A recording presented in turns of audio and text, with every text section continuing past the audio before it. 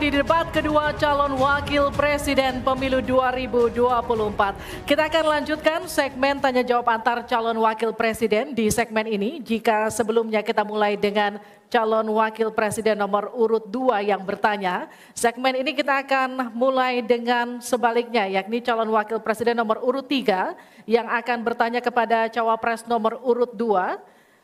Namun kami akan kembali mengingatkan kepada para calon wakil presiden untuk melakukan tanya jawab sesuai dengan tema debat malam hari ini, yakni ekonomi, kerakyatan dan digital, keuangan, pajak, pengelolaan APBN dan APBD, investasi, perdagangan, infrastruktur, dan perkotaan. Untuk itu kami undang kembali para calon wakil presiden untuk kembali menempati podium masing-masing.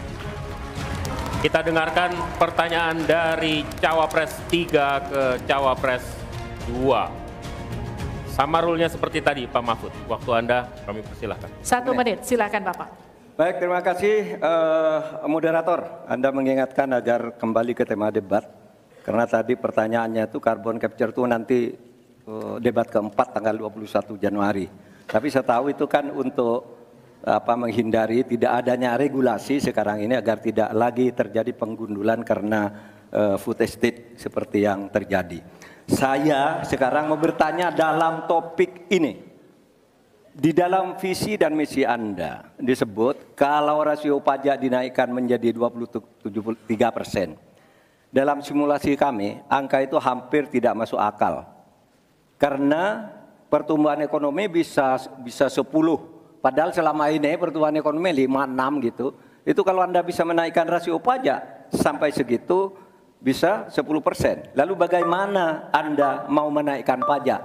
Orang mau insentif pajak aja orang tidak ngambil.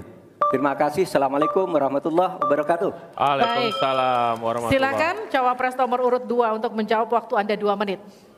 Prof Mahfud, yang namanya menaikkan rasio pajak dan menaikkan pajak itu beda.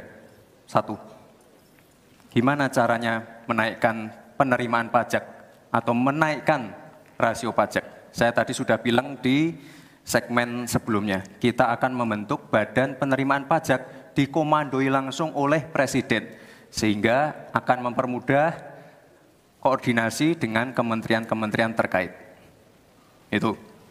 Jadi DJP dan Bea Cukai akan dilebur jadi satu, sehingga fokus dalam penerimaan negara saja, tidak akan mengurusi lagi masalah pengeluaran. Lalu sekali lagi digitalisasi penting. Saya melihat di Kementerian Keuangan juga sudah menyiapkan, tapi mungkin aplikasinya masih pada tahap testing and enrichment. Kita melihat sudah ada Cortex system yang akan disiapkan. Ini nanti akan mempermudah proses bisnis, mempermudah proses administrasi, memperbaiki pelayanan pajak.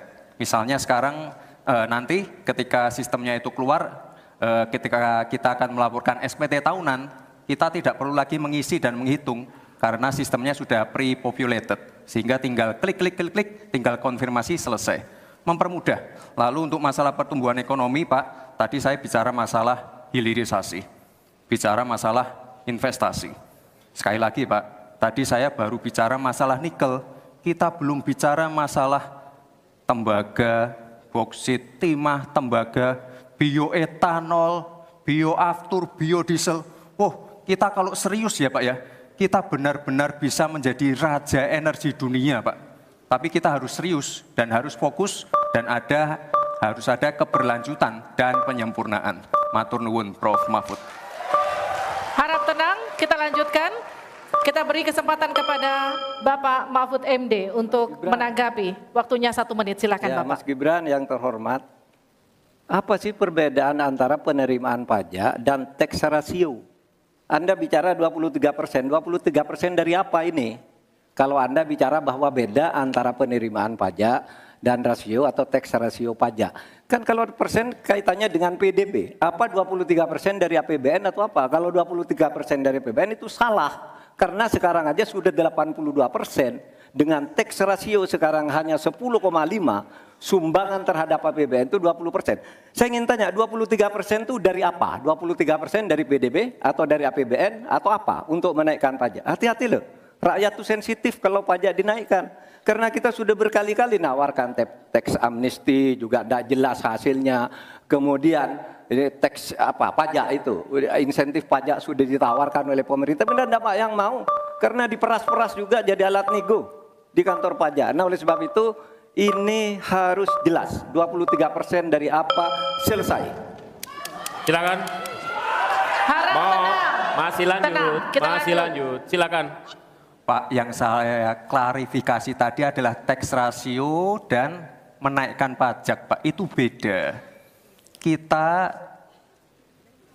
ini tidak ingin berburu di dalam kebun binatang. Kita ingin memperluas kebun binatangnya.